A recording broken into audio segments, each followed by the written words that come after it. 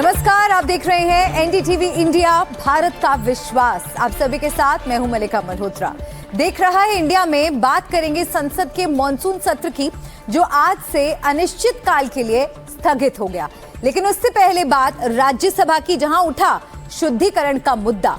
कांग्रेस सांसद और राज्यसभा में नेता प्रतिपक्ष मल्लिकार्जुन खड़गे ने कहा कि हल्द्वानी रैली के बाद शुद्धिकरण हवन करवाया गया, इससे उन्हें बहुत ठेस पहुंची। खड़गे ने इसे अपनी दलित पहचान से भी जोड़ा।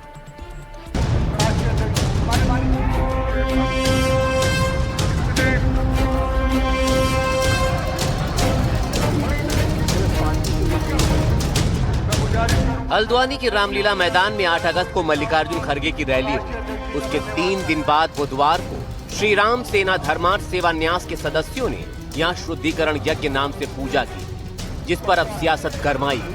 खड़गे से लेकर कांग्रेस और विपक्ष ने उसे दलितों का अपमान बताया।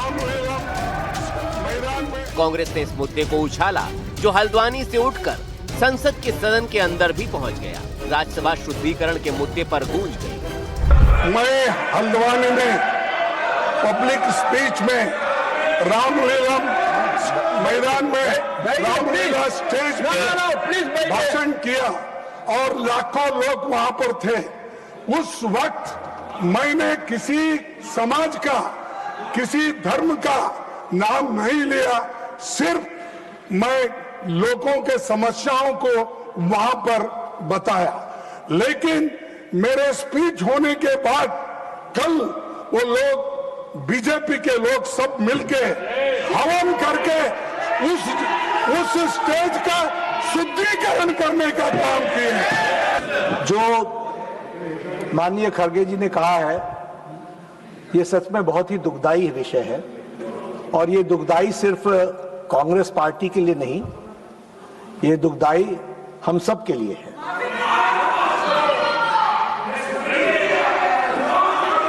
बीजेपी, क्योंकि खड़गे साहब ने कहा कि बीजेपी के लोग थे, मैं स्पष्ट करना चाहता हूं, यहां राष्ट्रीय अध्यक्ष जी भी बैठे हैं और मैं भी पूर्व राष्ट्रीय अध्यक्ष रहा हूं।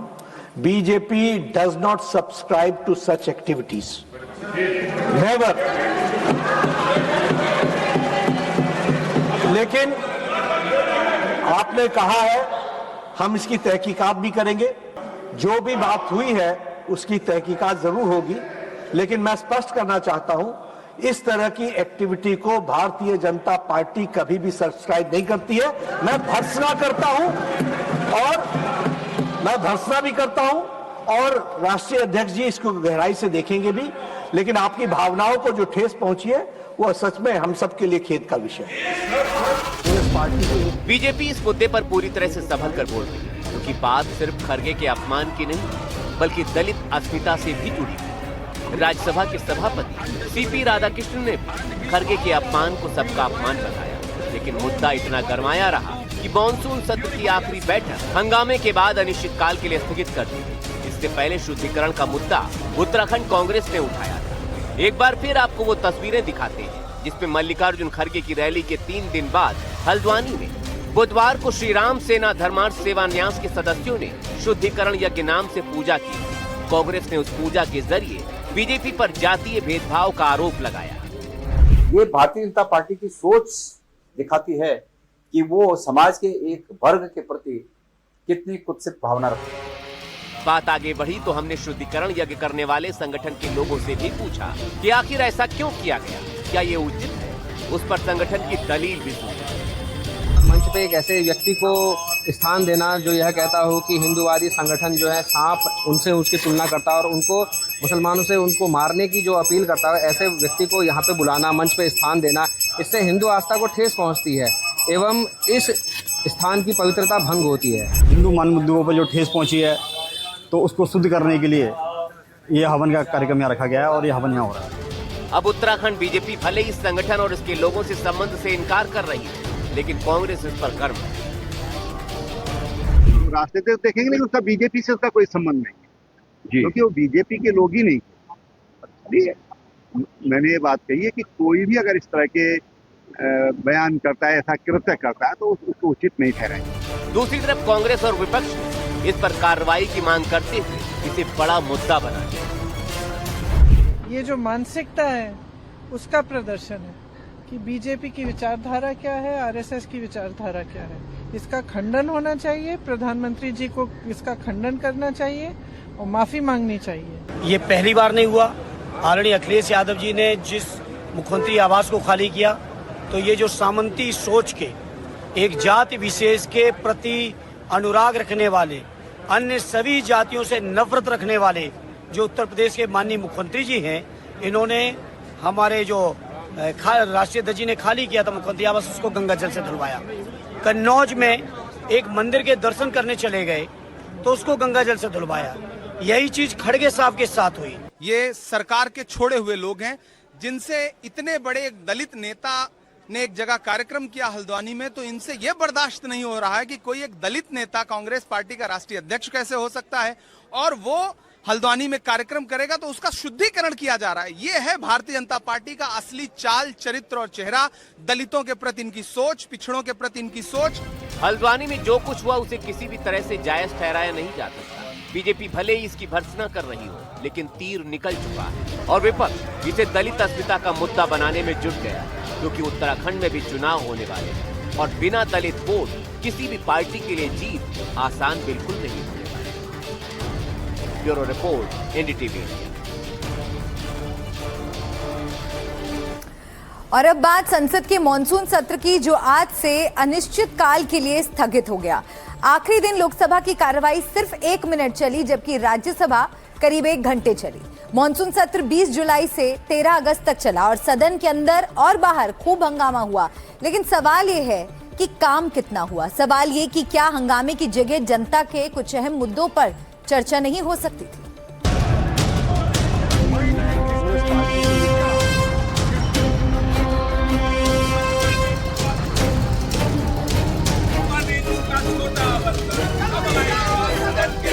ये चंद तस्वीरें जो इस बार के मॉनसून सत्र के आखिरी दिन की हैं। जैसे ये सत्र शुरू हुआ था, कुछ वैसे ही खत्म हुआ।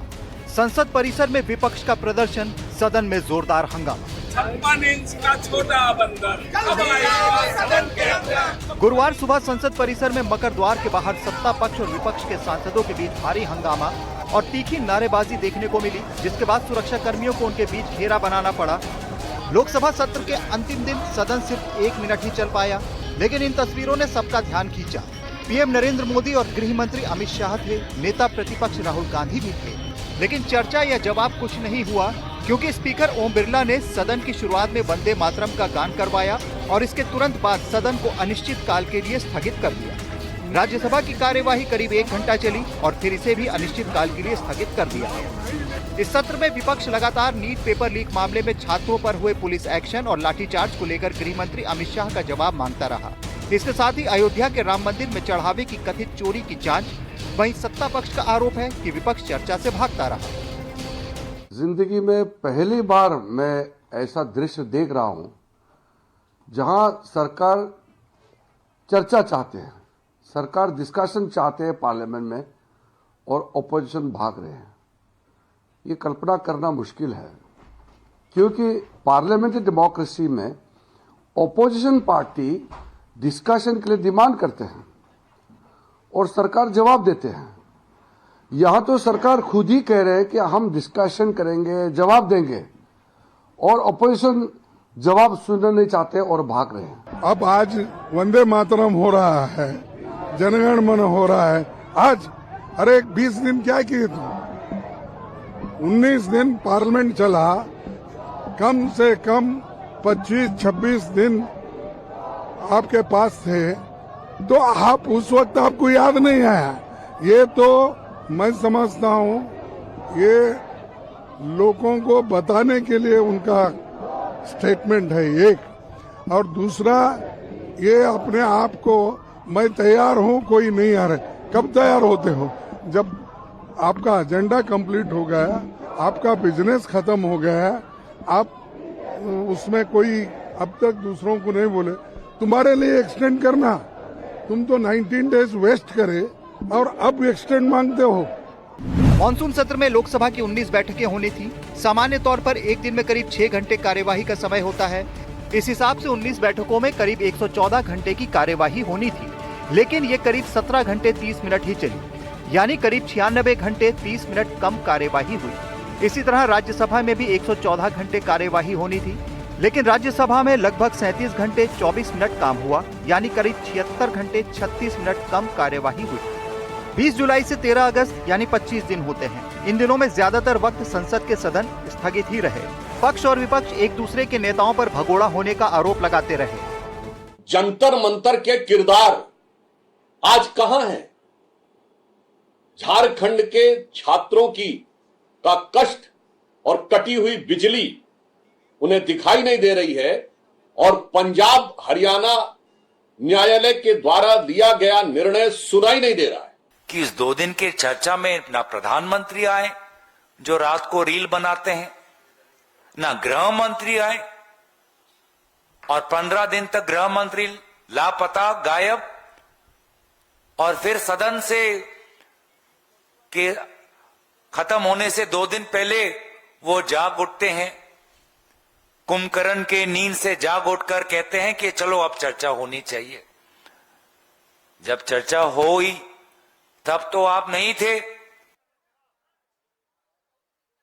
राहुल गांधी इतने दिन से तंग कर रहे थे, हमारी बात सुने, हमें बोलने दें। जब माननीय अमित शाह जी ने ओपनली कहा कि मैं 24 घंटे बहस सुनने को तैयार हूं और जवाब दूंगा, तो भाग क्यों गए?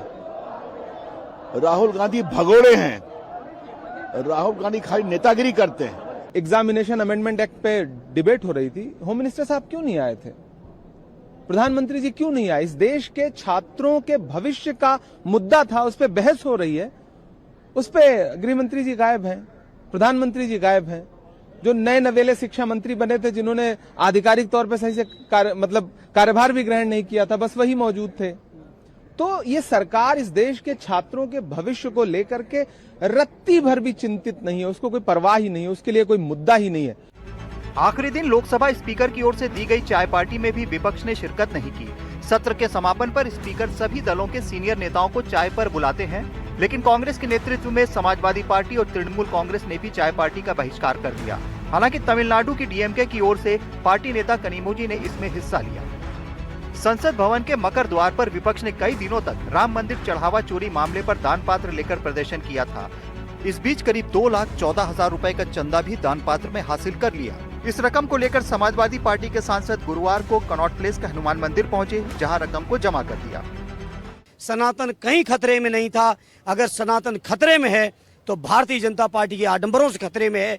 जब वो चढ़ावा चोरी पर भी नहीं चूके, जो प्रभु श्री राम के चढ़ावा के चोरी जो चंदा लोगों ने दिया था जज्बातों से, भावनाओं से, समर्पण से, जब उसकी भी चोरी कर ली, उसकी भी डकैती डाल ली, तो मैं समझता हूँ, आप समझ सकते हो कि बीजेपी के लोगों के लिए पैसे से बड़ी कोई चीज नहीं है। जिन लोगों ने चंदा चोरी किया है, भगवान राम के दरबार लूटा है, उनको भगवान सद्बुद्धि दे।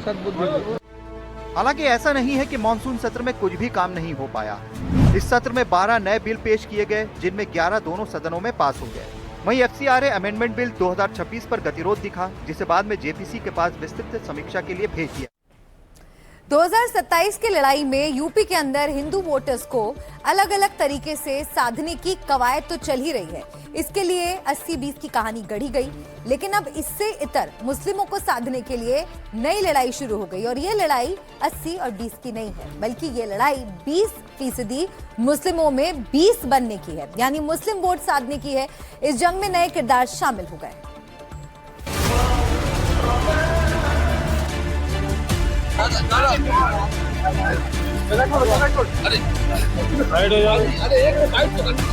इस तस्वीर में यूपी की सियासत में मुस्लिम वोटर्स को लेकर नई जंग, नए ढंग की आहट सुनाई दे रही है। लंबे समय से जेल में बंद समाजवादी पार्टी के नेता आजम खान से रामपुर की जेल में समाजवादी पार्टी नेता शिवपाल सिंह यादव मिलने गए थे। ये उसी समय की तस्वीरें। शिवपाल सिंह यादव के साथ पूरा लाव लश्कर था। शिवपाल मौके पर तो कुछ नहीं बोले,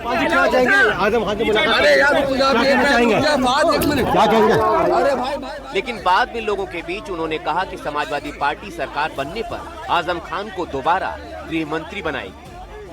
आजम भाई को रक्षा मंत्री बनाना बिल्कुल बनेगा।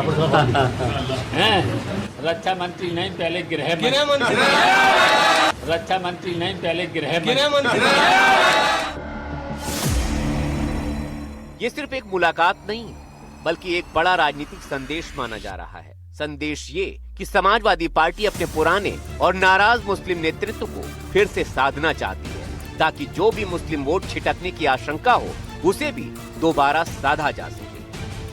आजम भाई को रक्षा मंत्री बनाना साहब। बिल्कुल बनेगा। रक्षा मंत्री नहीं पहले गृह मंत्री। रक्षा मंत्री नहीं पहले गृह मंत्री। समाजवादी पार्टी के बाकी नेता भी इस मुलाकात को लेकर उम्मीद से नजर आ रहे हैं। तो अच्छा है, मिलने गए और सरकार बनेगी। उन्होंने कहा जेल मंत्री छोटा पद होता है, बड़े मिनिस्टर रहे वो तो हमेशा। कुछ भी बना सकते हैं। शिवपाल जी सक्षम हैं, शिवपाल जी पार्टी के बड़े नेता हैं, शिवपाल जी नीति निर्धारकों में से एक हैं हमारी पार्टी के। उन्होंने जो उनकी भावना थी उसे व्यक्त कर दिया। समाजवादी पार्टी में लाग लपेट की बात नहीं चलती, जो कुछ है शुद्ध है। रामगोपाल जी भी कह रहे हैं कि जेल मंत्री तो छोटा पद है, वो तो बड़े पद के मंत्री रहे हैं। हाँ, तो रामगोपाल जी ने अपनी भावना के अनुकूल ठीक कहा। दोनों भाई जिम्मेदार लोग हैं, वो प्रमुख महासचिव है, वो राष्ट्र महासचिव, राष्ट्रीय महासचिव है। लेकिन जैसे ही शिवपाल का बयान आया, यूपी में पैठ बनाने की कोशिश कर रही असदुद्दीन ओवैसी की पार्टी एआईएमआईएम ने तर्ज कस दिया। कहा गया कि चुनाव आते ही समाजवादी पार्टी को आजम खान की याद आ जाती है, पिछले 5 सालों में याद नहीं आए। मतलब सियासत के जिस मैदान में अब तक समाजवादी पार्टी का खुला वर्चस्व था और अभी भी है, उसमें असदुद्दीन ओवैसी की पार्टी सेंधमारी की कोशिश में 2022 विधानसभा चुनाव के आंकड़े इसकी गवाही भी दे रहे हैं। बीजेपी अपनी वोट बैंक को लेकर आश्वस्त है। उसे यूपी में 3 से 8% तक मुस्लिम वोट मिल सकते हैं, यानी मुस्लिम वोटों की कुल लड़ाई 92% वोटर्स पर है, जिनमें 2022 के चुनाव में समाजवादी पार्टी को 79% मुस्लिम वोट मिले थे, कांग्रेस को सिर्फ 3% मिले थे और बहुजन समाज पार्टी को सिर्फ 6% वोट मिले थे। कांग्रेस इस वोट बैंक में अपनी हिस्सेदारी बढ़ाना चाहती है। बीएसपी लगातार अपनी वापसी की कोशिश में है और अब ओवैसी की एआईएमआईएम भी खुद को मुस्लिमों की सबसे मुखर आवाज बताने की रणनीति पर काम कर रही है। इसका जीता जागता नमूना है माफिया अतीक अहमद के बेटे अबान के जनाजे में एआईएमआईएम की मौजूदगी। एआईएमआईएम के प्रदेश अध्यक्ष शौकत अली प्रयागराज में अबान के जनाजे में शामिल हुए। अतीक के बेटों उमर और अली से उन्होंने मुलाकात भी की। इस दौरान शौकत अली ने समाजवादी पार्टी से लेकर कांग्रेस के मुस्लिम नेताओं से सवाल भी पूछे कि आखिर अबान के जनाजे में कोई मुस्लिम नेता क्यों नहीं आया था। अतीक भाई के लड़के का एक्सीडेंट हो गया था। जिन लोगों ने अतीक भाई के नाम से शेर पढ़ करके नेता बन गए, जो अतीक भाई को अपना बाप कहते थे, ऐसे कमतर उनके बच्चे के जनाजे में नहीं गए। ये दुख की घड़ी है किसी भी परिवार के लिए, लेकिन दुर्भाग्य है कि जो कल तक पिता तुल्य बताते थे, जो कल तक रहबर बताते थे, आज वो इमरान प्रतापगढ़ी न नमाज जनाजा में पहुंचते हैं, न एक ट्वीट तक नहीं कर पाते हैं। हालांकि समाजवादी पार्टी अभी एआईएमआईएम पर तीखा बोलने से थोड़ा बच रही है, शायद वो नई संभावनाओं की उम्मीद में हो। एमआईएम अपनी संभावनाएं अगर प्रदेश में तलाश रहा है तो ये उसका विषय है। समाजवादी पार्टी ये मानती है कि समान विचारधारा के लोग, एक नीति के लोग अगर एक साथ आते हैं तो बीजेपी को हराना आसान होगा। तो दूसरी तरफ बीजेपी अपनी लाइन पर फिक्स होकर बैटिंग कर रही है। प्रदेश के deputy CM Keshav Prasad Maurya Samajwadi party पर अपराधियों के साथ खड़े होने के आरोप लगा रहे हैं।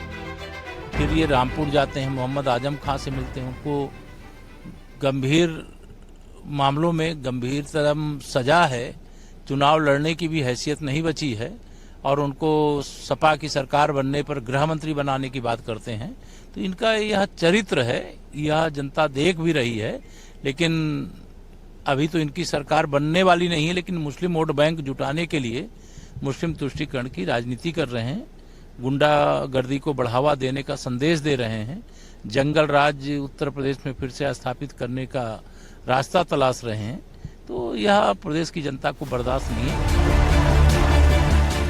बीजेपी अपने वोट बैंक के साथ भरोसे से है, लेकिन 20% मुस्लिम वोट बैंक में समाजवादी पार्टी, बीएसपी और कांग्रेस के सामने सबसे बड़ी चुनौती बनकर एआईएमआईएम की वो सेंधमारी है जो उनके सियासी समीकरणों को बिगाड़ सकती है। देखना दिलचस्प होगा कि ओवैसी के इस दांव के बीच 20% मुस्लिम मतदाता अपना नया रहनुमा किसे चुनते हैं। रणवीर के साथ bureau report, NDTV India. UP के मंत्री और एसबीएसपी के अध्यक्ष ओम प्रकाश राजभर और उनकी पार्टी ने समाजवादी पार्टी पर गंभीर आरोप लगाए हैं, जिनके मुताबिक पार्टी के दफ्तर में घुसकर गालियां दी गई, जान से मारने की धमकी दी गई है। उस समय ओम प्रकाश राजभर तो दफ्तर में नहीं थे, लेकिन पार्टी के दूसरे लोग मौजूद थे।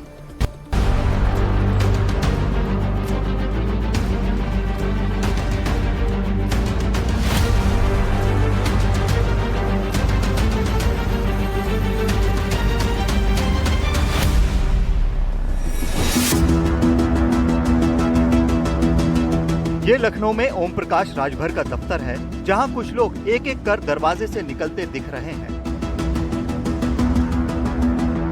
राजभर की पार्टी की ओर से दावा किया जा रहा है कि राशिद अली नाम के शख्स ने पार्टी कार्यालय में घुसकर गालियां देनी शुरू कर दी। इसके बाद पिस्तौल निकालकर धमकी भी दी। यहाँ पर हमारे कार्यालय प्रभारी धर्म प्रकाश चौधरी जी बैठे थे। एक व्यक्ति आया राशिद अली नाम का, और आकर के सामने आते ही, जैसे अमूमन हम लोग यहाँ कोई भी आता है तो सबसे पहले शिष्टाचार उससे हम लोग करते हैं, चाय नाश्ता सारी चीज हम लोग कराते हैं, लेकिन व्यक्ति जैसे गेट से एंट्री किया तो सबसे पहले उसने नेताजी का नाम लिया, और नाम बेतुका तरीके से गाली देते हुए। धर्म प्रकाश जी ने कहा, अरे भाई बैठ जाओ, कोई बात हो तो बताओ। उसका उसने मेरा नाम लिया है, मेरा भी नाम ऐसे लिया है कि मतलब उसको हम कह नहीं सकते हैं। फिर गाली गलौज, माँ बहन की गाली, अनर्गल बातें, तमाम तरह की चीजें कहते हुए उसने कहा कि आज उसका संजोग अच्छा है कि बच गया, नहीं तो आज उसको जान से यहीं पर मार देते हैं। उसने गाली गलौज भी दिया, और जैसे ही उसने धमकी देना चालू किया तो हमारे कार्यालय प्रभारी धर्म प्रकाश जी ने उसका विरोध किया, और विरोध के ही दरमियान जैसे ही उससे कहा सुनी होने लगी, तुरंत उसने पिस्टल निकाला और धर्म प्रकाश जी के पर तान दिया। और जैसे पिस्टल उसने निकाला तो ये जो सामने हमारे कीपैड रखा हुआ है, इसी कीपैड से उस पर धर्म जी ने उसको मारा। उसका पिस्टल नीचे गिरा, पिस्टल उठाया, फिर सीधे लेकर के भागते हुए नजर आए। घटना 12 अगस्त की बताई जा रही है। करीब 20-25 सेकंड में ही सब हो गया। पार्टी के लोगों के इकट्ठा होने पर आरोपी भाग निकला। अंदर घुसने के बाद हमने कहा जी बताइए, तो खड़ा था। उसके बाद कह रहा कि ओम प्रकाश कहाँ है, तो हमने कुछ कहा नहीं, हमने हो सकता है कोई हो। फिर कह रहा है कि अरविंदवा कहाँ है, तो हम कहे सबका कार्यक्रम लगा हुआ है, मामला क्या है। पहचान रहे थे उसको? नहीं, मैं पहचान नहीं रहा था। राशिद अली का तहरीर में नाम जो दिया, नंबर कहीं से निकाल के हमको कॉल किया था। मैंने तहरीर में नंबर उसका दिया भी है। वो हमसे कॉल किया, कह रहा है कि कार्यालय पे हो, तो हम सोचे हो सकता है कोई कार्यकर्ता हो, आ रहा हो भाई। तो कह रहा है कि जिस तरह से भाषा पीट देगा, अहिर पीट देगा, अल्पसंख्यक मंत्री जी बोल रहे हैं तुम्हारे, और ये अरविंद जहाँ मिल गया वहीं मार दूंगा, ऐसे करके तुरंत पिस्टल निकाला, इधर इस तरफ लगाया था, ऐसे निकाला तुरंत। जैसे निकाला तो मैंने कीबोर्ड से उसको तुरंत, वहाँ हमारे पास कीबोर्ड थी, मैंने मार दिया। वो गिरा, जब तक मैं घूम के आया तब तक उठा के इधर से भागते हुए, आप फोटो में देख सकते हैं किस तरह से वो भाग रहा है। यहाँ बगल में लगा के तत्काल वो गाली देते पूरा रोड तक गया। ओम प्रकाश राजभर ने सोशल मीडिया पोस्ट पर समाजवादी पार्टी पर गंभीर आरोप लगाए। राजभर ने लिखा कि अखिलेश यादव जी, राजनीतिक मतभेदों में हिंसा और गाली गलौज की जगह नहीं होनी चाहिए। कल आपके कार्यकर्ताओं ने जो किया है वो सिर्फ गलत ही नहीं बल्कि अपराध की श्रेणी में आता है। सुभाषपा के कार्यालय पर कल आपके लोगों ने कार्यालय प्रभारी श्री धर्म प्रकाश जी से गाली गलौज की, हाथापाई की, पिस्तौल तानकर जान से मारने की धमकी दी। क्या ये आपके कहने पर हो रहा है या आपके दोनों चाचाओं ने आपके कार्यकर्ताओं को इशारा किया है? मैं जहाँ खड़ा हूँ ये पार्टी का ऑफिस है। ये यहाँ से एंट्री होती है, और यहाँ से जब आप एंट्री करते हैं तो ठीक यहाँ से राइट हैंड साइड में एक केबिन है। यहाँ पर बाहर से कुछ लोग इंतज़ार करते हैं। ये वेटिंग हॉल है, और वेटिंग हॉल के बाद ये जो कमरा है, यहाँ पर अरविंद राजभर या ओम प्रकाश राजभर जब रहते हैं तो वो यहाँ बैठते हैं। वो शख्स यहाँ से एंट्री करता है, अंदर जाता है, गाली गलौज करता है, पिस्टल निकालता है, और फिर जैसे ही धर्म ने काउंटर किया वो यहाँ से भागता हुआ दिखाई देता है। सीसीटीवी राजभर अखिलेश यादव से सवाल पूछ रहे हैं कि क्या ये आपके कहने से हुआ। इस मामले में आरोपों का दौर भी शुरू हो गया। देखिए, मुझे लगता है कि सपा का मूल चरित्र का चेहरा राशिद के बहाने सामने आ चुका है। इसी तरह का माहौल उनकी सरकार में था, डराना धमकाना लोगों को, और यदि सुभाषपा के ऑफिस में जाकर, तो मुझे लगता है ये बहुत बड़ा काम है। पिछले कई दिनों से ये देखा जा रहा है कि सुभाषपा अध्यक्ष ओम प्रकाश राजभर लगातार अखिलेश यादव और उनकी पार्टी पर निशाना साध रहे हैं। अब सुभाषपा की ओर से गंभीर आरोप लगे हैं। आने वाले दिनों में इस मुद्दे पर सियासी बयानबाजी और तेज हो सकती है। लखनऊ से रणवीर सिंह, एनडीटीवी इंडिया।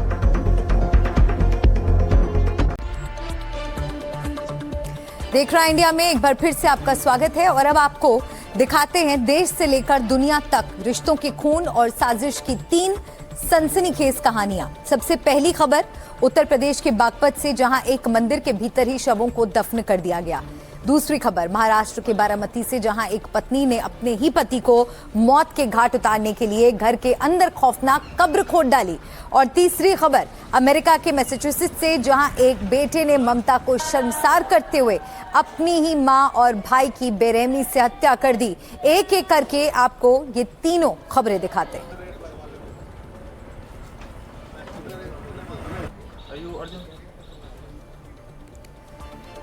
सबसे पहले आपको दिखाते हैं महाराष्ट्र के बारामती की खबर। एक ऐसी खौफनाक साजिश जिसने हर किसी को हैरान कर दिया है। यहां एक पत्नी ने अपने पति को जिंदा दफनाने का पूरा इंतजाम कर लिया था, वो भी कहीं बाहर नहीं बल्कि अपने ही घर के हॉल की गैलरी में। लेकिन इस साजिश का पर्दाफाश हो गया और एक जिंदगी दफन होते होते बच गई।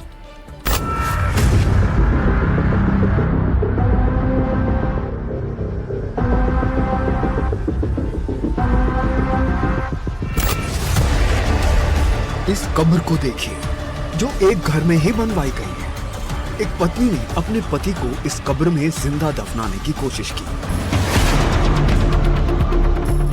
बारामती की इस आलीशान इंद्रप्रस्थ सोसाइटी के फ्लैट नंबर 9 में जो कुछ हुआ उसने हर किसी को झकझोर कर रख दिया। यहाँ रहने वाली 38 साल की शर्मिला जगताप ने अपने ही पति प्रवीण जगताप को हमेशा के लिए रास्ते से हटाने का एक ऐसा प्लान बनाया जिसे सुनकर पुलिस के भी होश उड़ गए। शर्मिला ने अपने ही घर की गैलरी में मजदूरों को बुलाकर ईंट और सीमेंट से एक चौकोर चैम्बर बनवाया जो असल में उसके पति की कब्र बनने वाला था। 30 जुलाई की रात को आरोपी महिला शर्मिला ने अपने पति प्रवीण को पहले खाने में नींद की भारी दवाइयां दी। जब प्रवीण बेहोशी की हालत में चला गया तो शर्मिला ने क्रिकेट बैट से उस पर ताबड़तोड़ वार किए। इसके बाद उसे गैलरी में बने सीमेंट के ढांचे के अंदर डाल दिया और ऊपर से भारी भरकम कड़प्पा पत्थर का स्लैब रखकर उसे हमेशा के लिए बंद करने की कोशिश की। सीमेंट के चैम्बर को बंद करते वक्त मजदूरों को अंदर कुछ हलचल महसूस हो गई और उन्होंने बिना वक्त गंवाए पुलिस को फोन कर दिया। समय रहते पुलिस के पहुंचने से प्रवीण जगताप की जान बच गई।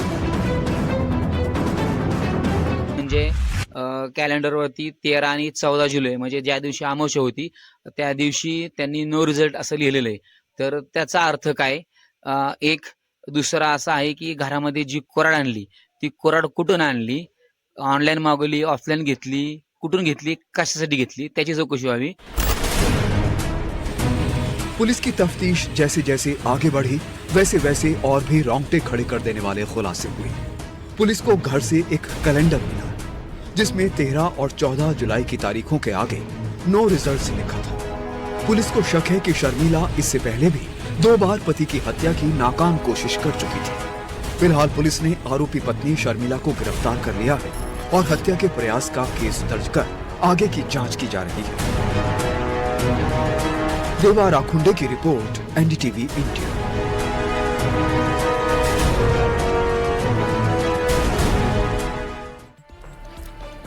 उत्तर प्रदेश के बागपत से भी एक बेहद सनसनीखेज वारदात सामने आई है। यहां 2 दोस्तों अंकित और इसरार की बेरहमी से हत्या कर दी गई।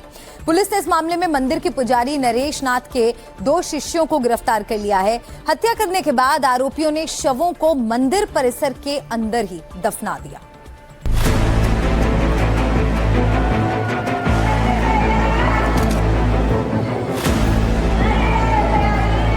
बागपत में रहने वाले 2 दोस्त अंकित और इसरार अब इस दुनिया में नहीं हैं। दोनों कई दिनों से लापता थे और फिर इन दोनों के शव एक मंदिर परिसर के अंदर गड्ढे में दफन मिले और हत्या का आरोप लगा है मंदिर के मुख्य पुजारी नरेश नाथ पर।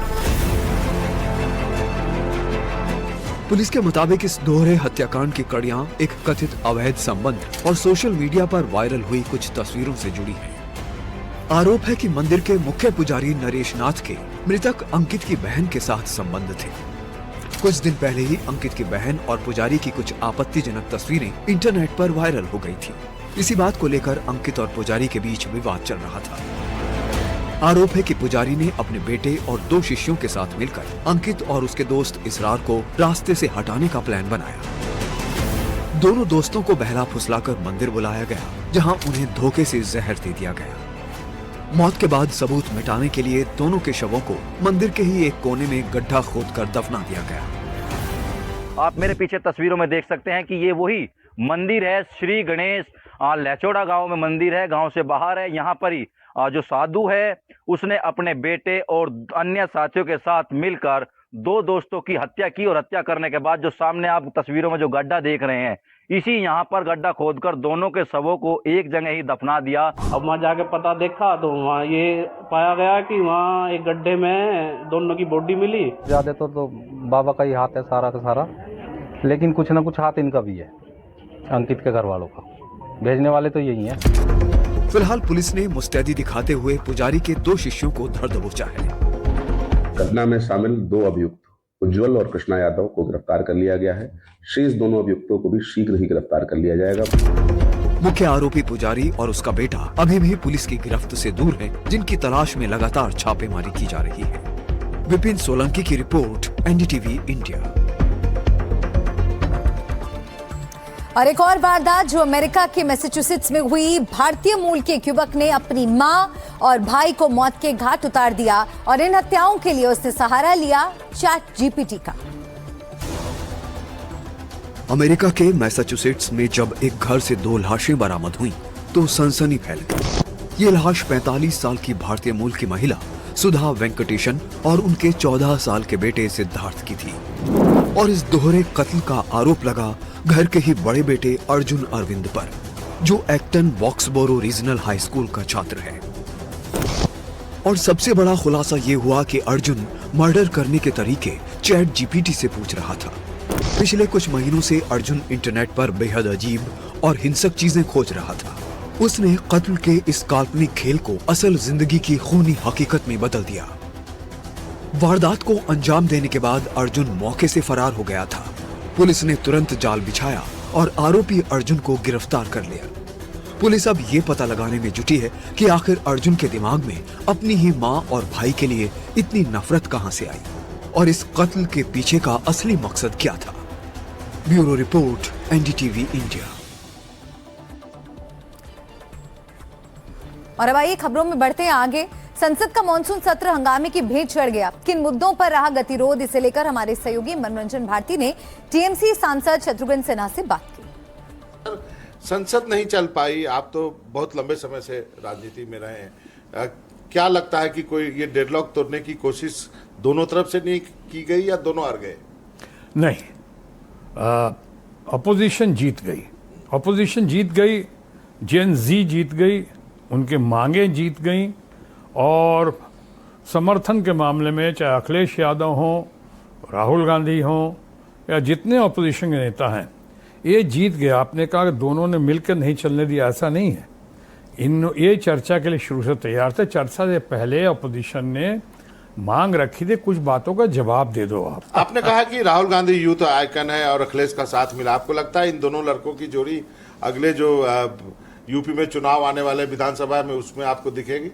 अब तो जितने सारे इश्यूज सामने आ गए हैं, इसी वक्त एक के बाद एक इश्यूज आ रहे हैं और पॉलिटिकल इश्यूज। इसमें रांची में कैसे आपने एक अच्छे खासे प्रदर्शन को, पीसफुल प्रोटेस्ट को आपने पॉलिटिसाइज करने की कोशिश की। आपके अपने बच्चे, अपने पार्टी के बच्चों को आपने भेजा वहाँ पे।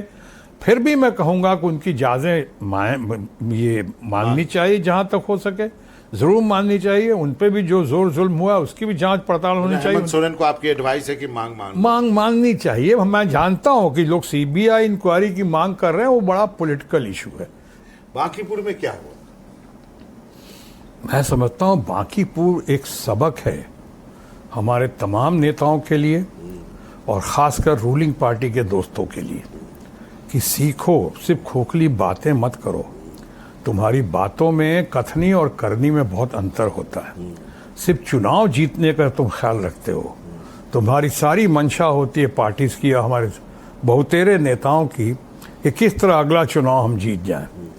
जहां तक प्रशांत किशोर सामने आए हैं, एक रे ऑफ होप, उम्मीद की किरण, एक प्रकाश पुंज रादर बनकर आए हैं सामने, और उनका ये रहा, सारा मंशा ये रही, मुझे दिखा कि वो अगले जनरेशन की बात कर रहे हैं। मैंने उनको भरपूर समर्थन किया उनको, और आज भी करता हूँ। और मैं एक चीज और कह दूं, मुझे शुरू में याद आया था, कुछ लोग हमारे मित्र लोगों ने उनसे खिलाफ अपने कैंडिडेट खड़ा कर दिया था, नहीं करना चाहिए था। मैं आज भी कहूँगा, हालांकि अपने मित्रगण ही हैं, अपने ही लोग हैं, नहीं करना चाहिए। आप आरजेडी की बात कर रहे हैं? हाँ, नहीं करना चाहिए था, सब अपने ही लोग हैं। लालू यादव तो मेरे बड़े अच्छे मित्र हैं। देख रहा है इंडिया में आज के लिए फिलहाल इतना ही। आप कहीं मत जाइए, बने रहिए हमारे साथ, देखते रहिए एनडीटीवी इंडिया।